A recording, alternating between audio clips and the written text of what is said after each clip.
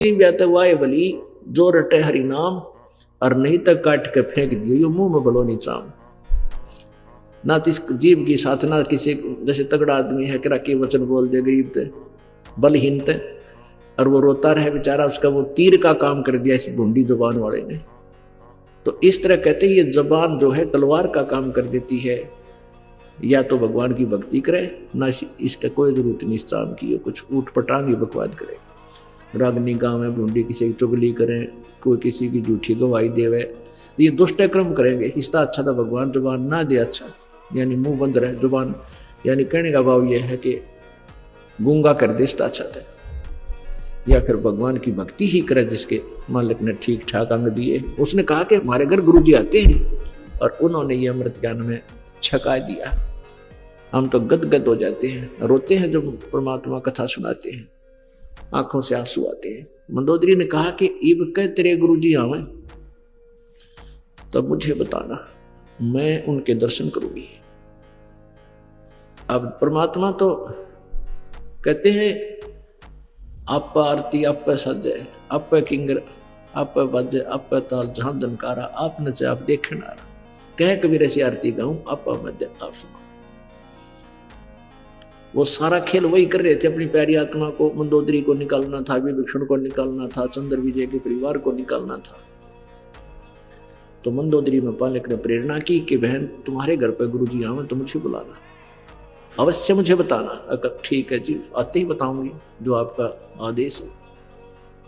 पहले तो उसने कहा कि तेरे गुरुजी आओ तो यहां बुला के लाना। तो उस कर्मवती ने कहा महारानी मैं आपकी दासी बांदी नौकरानी जो आज्ञा आपकी होगी आपका संदेशा गुरुदेव को बता दूंगी, लेकिन परमात्मा के विषय में संतों के विषय में मुझे जो ज्ञान है वो आपको जरूर बताना चाहूंगी।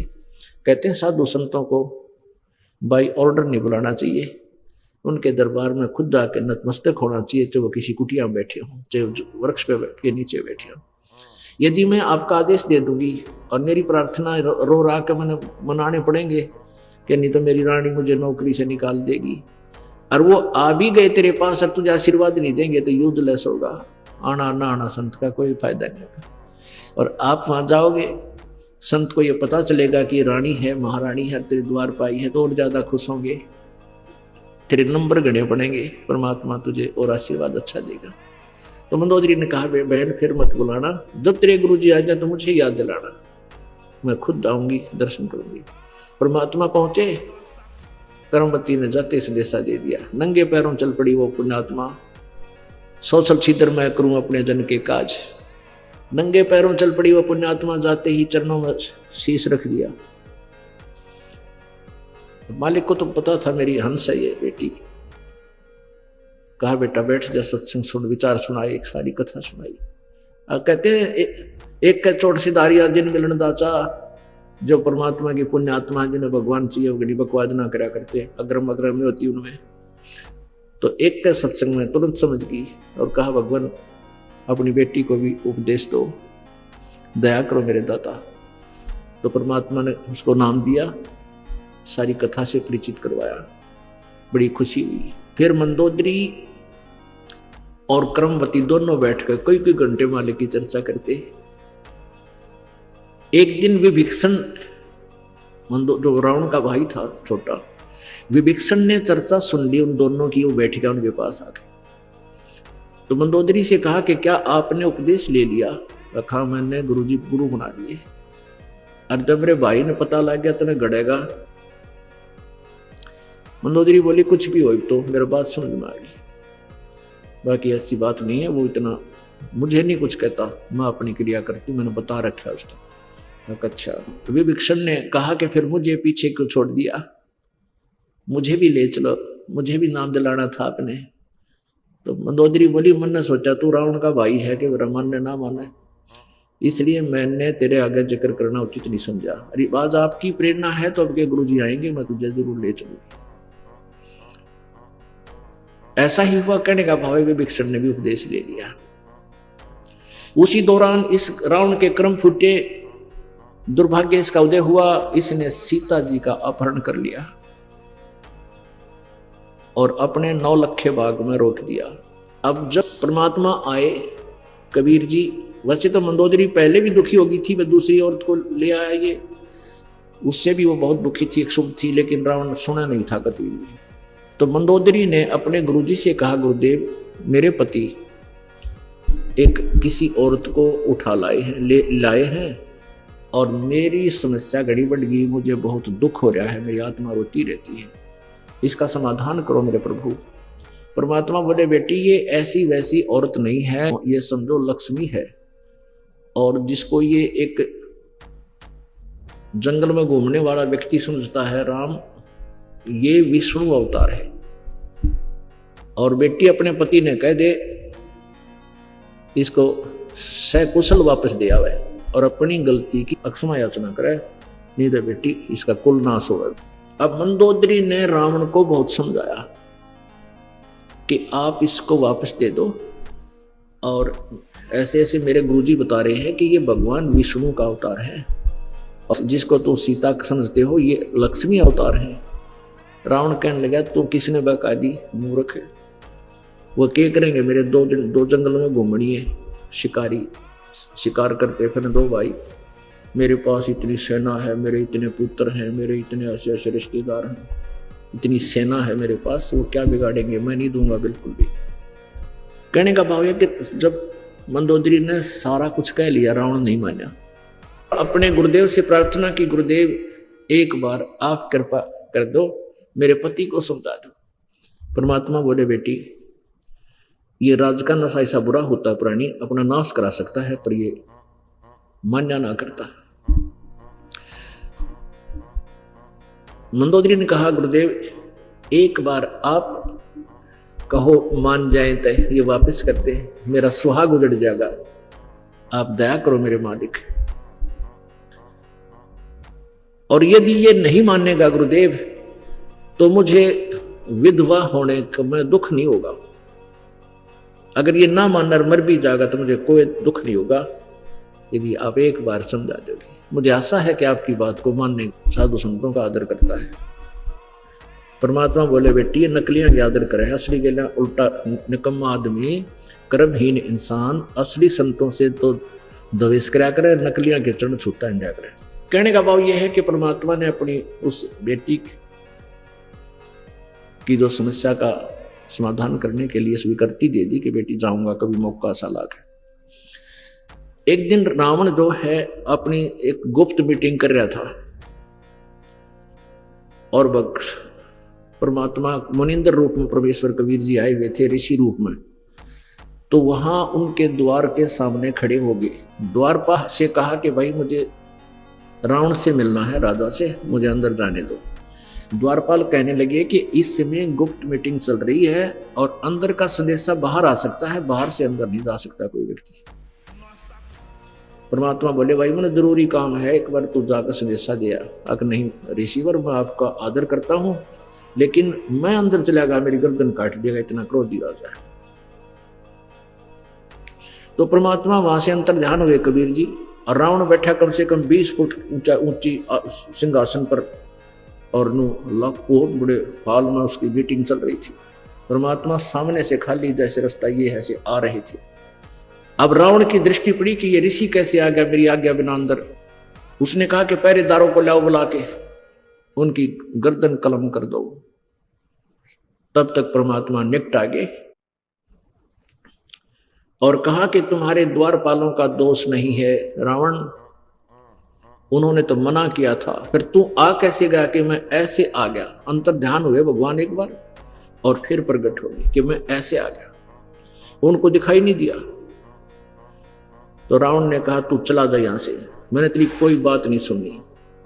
परमात्मा बोले, मैं जो बात सुनाने आया हूं वो तुझे सुननी ही पड़ेगी।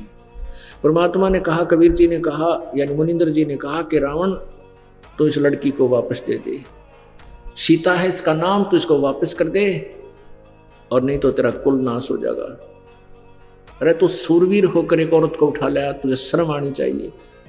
सूरवीर रक्षा किया करते हैं बहन बेटियों के, पाप आत्मा तूने किया क्या ये? तो रावण ने बोला, मुझे तेरी शिक्षा की आवश्यकता नहीं है, निकल जा यहाँ से कम वक्त। और तलवार निकाल ली, सिंहासन से नीचे कूद गया, न्यू का न्यू जंप मारा सटेज थे। और गुस्से में आकर के 70 बार तलवार के अटैक किए मालिक पर। परमात्मा ने एक झाड़ू की सींक, आपने देखी होगी झाड़ू की सिंगल सींक, वो हाथ में ले रखी थी न्यू, और उस सींक को एज ए ढाल प्रयोग कर दिया कि न्यू कर लिया सींक। उसने 70 बार तलवार मारी सींक गए, उसने क्रोधित हो गए क्योंकि तमोगुण का उपासक था।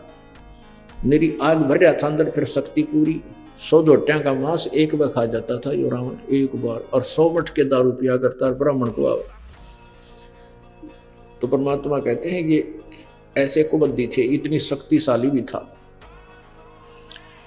तो सीख का निशान भी नहीं हुआ और पसीने आ गए, सूरवीर गए। और दुष्ट आत्मा के फिर भी न जची रही के खड़ा तेरे सामने, नालायक, पैर पकड़ लेता, चरण छू लेता, पकड़ के माफी मांग लेता अपने दुष्कर्म की। नहीं, कहते हैं मान बढ़ाई ईर्षा ये कभी नहीं छूट सकती जीव के ऊपर, और या छूटे बिना बात बोले नहीं। राज का नशा अहंकार से परिपूर्ण कर देता है। तो रावण कहने लगा तू जा चाहे मत जा, पर मैं तेरी बात नहीं सुनूंगा।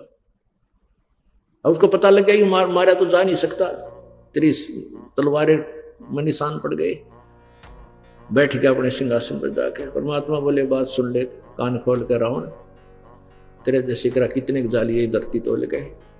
परमात्मा की सतभक्ति कर ले, जतन अपना पीछा छुटवाना है, इस वापस दे इस सीता को, तेरा कुछ बच जाएगा। रावण ने चुप हो गया, बोला नहीं कुछ भी। परमात्मा आगे, और उधर विभीषण भी उसी सभा में भी उपस्थित था। तो परमात्मा ने, कबीर जी ने, मुनिंदर जी ने जाके कहा कि बेटी मैंने जो कहना था कह दिया, पर वो नहीं मान सकता, एक नहीं सुनी, मेरे से विवाद कर लिया। मंदोदरी बोली पिताजी ये परमेश्वर अब मुझे संतोष होगा, यू कद्दे मर जाइयो, यू मानो चाहे मत मानो, यू ठीक हो गया मालिक, आपने मेरी अर्ज सुन ली।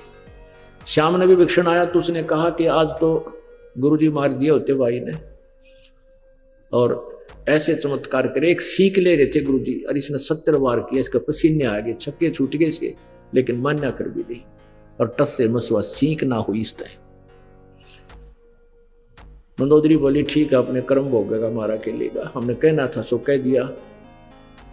और अपने गुरुजी की वो गुरुदेव की आज्ञा को वो फाइनल समझती थी, और जो कह दी वचन वो फाइनल समझती थी कि जो कह दिया ये होगा ही होगा। अब तो मंदोदरी फिर भी, क्योंकि ममता बहुत बुरी होती है, पति पत्नी का नाता एक विशेष होता है, उसने फिर भी कहा कि रावण मान जाए मेरी बात को। तो उस संत ने, आपने कैसे कैसे उनके साथ बदव्यवहार किया, कितनी आपने तलवारें मारी और सीख को निशान भी नहीं हुआ। तो रावण ने भी स्वीकृति दी कि सचमुच ये पहला करिश्मा मेरे साथ है, मैं तो पत्थर न पाड़ दूं तलवार के साथ, और उसकी सीख का निशान मिला। मंदोदरी ने कहा अब तो बात को मान लो आप। कि नहीं, इसने क्या पता, मेरे गुरुजी को बड़े विद्वान पुरुष हैं, मेरे को सब पता है, ये सिद्ध पुरुष होगा, बाकी मैं नहीं मानू। उधर से क्या हुआ कि रामचंद्र जी ने अपना पता कराया, हनुमान के माध्यम से पता लग गया भी सीता ऐसे ऐसे रावण के बाग में। तो पहले तो जो एक सभ्य तरीका होता था वो अपनाया, राजदूत भेजे, अंगद गया, राम नहीं माना, और भी कई राजदूत बनाकर भेजे, भाई किसी तरह यू मान जा, बिना लड़ाई वापस हो जा सीता, पर नहीं माना वो। कहते विनाश काले विपरीता बुद्धि। अब क्या हुआ कि सेना इकट्ठी कर ली रामचंद्र जी ने, और सेना को समुद्र से पार करने की समस्या आ गई। 3 दिन तक रामचंद्र जी घुटनों पानी में खड़ा होकर समुद्र से याचना करते रहे, हे समुद्र देव मुझे रास्ता दे दो, मैं बहुत आपत्ति में हूं। लेकिन टस से मस नहीं हुआ। तो श्री रामचंद्र जी ने कहा कि ला लक्ष्मण मेरा अग्नि बाण दे, अग्नि बाण दे, ला समुद्र में फूंक देता हूं। लातों के भूत बातों से नहीं मानते। ऐसे जो ही उन्होंने जब समुद्र को फूकने के लिए कमान पर तीर चढ़ाया, उसी समय समुद्र एक ब्राह्मण रूप में, विपर रूप में प्रकट हुआ, ऋषि रूप में, और कहा कि हे श्री रामचंद्र जी, हे विष्णु अवतार, मुझे जला मत, मेरे अंदर बहुत बड़ा संसार बसा हुआ है, और यदि तू मुझे सोख देगा, खत्म भी कर देगा पानी को, तो बैलेंस बिगड़ जाएगा इस पृथ्वी का, और ये इतना गहरा गड्ढा हो जाएगा तुम फिर भी नहीं जा सकते इससे पार। ऐसा काम करो प्रभु, सर्प भी मर जाए, लाठी भी ना टूटे। श्री राम जी ने कहा कि फिर ऐसी कौन सी विधि है वो बता मुझे, कि तेरी सेना में ये नल और नील नाम के 2 कारीगर भी हैं, शिल्पकार भी हैं, और इनके हाथ में ऐसी शक्ति है कि इनके हाथ से पत्थर तर जाते हैं, पत्थर के चाहे लोहा भी हो वो भी तर जाता है। तो नल और नील को बुलाया गया। अब यहां मार खाता है प्राणी या महिमा का जब समय इसके सामने होता है तो ये महिमा को पसंद करता है, यही मार खाता है। कहते हैं साहेब के दरबार में गाहक कोट अनंत, 4 चीज चावे हैं ये रिद्धि सिद्धि मान महंत। परमात्मा के दरबार में साधकों की कमी नहीं, लेकिन ये 4 चीज मांगे हैं, रिद्धि सिद्धि हो जा, मान बढ़ाई और महंत बन जाऊं, महिमा मेरी बने, प्रभुता हो जा कि 10-20 नमस्ते करनी हो जा। कहते यही दुश्मन है इस जीव का। तो यहां क्या हुआ कि वहां अंगद भी फेल, जिसने रावण के लाखों व्यक्तियों को वहां पैर रख दिया था, किसी से टस से मस नहीं हुआ, पूरी सेना में चर्चा थी, आज वो भी फेल, क्योंकि समुद्र से ये पार हुए बिना बात बना नहीं। हनुमान भी फेल, श्री राम भी फेल। तो नल नील को आवाज लगाई और बुलाने गया, उन्होंने बता दिया कि ऐसे ऐसे बताया है कि देवता प्रकट हुआ समुद्र का, उसने बताया कि तुम्हारे हाथों में ऐसी शक्ति है जिससे पत्थर भी तर जाते हैं, आज चलो तुम्हें राम राजा बुला रहे हैं, तुम तो भाई बड़े भाग्यशाली, तुम्हारी तो बड़ी इज्जत होगी। तो वो फूल गए, उनके अंदर अहम भर गया। उस दिन भगवान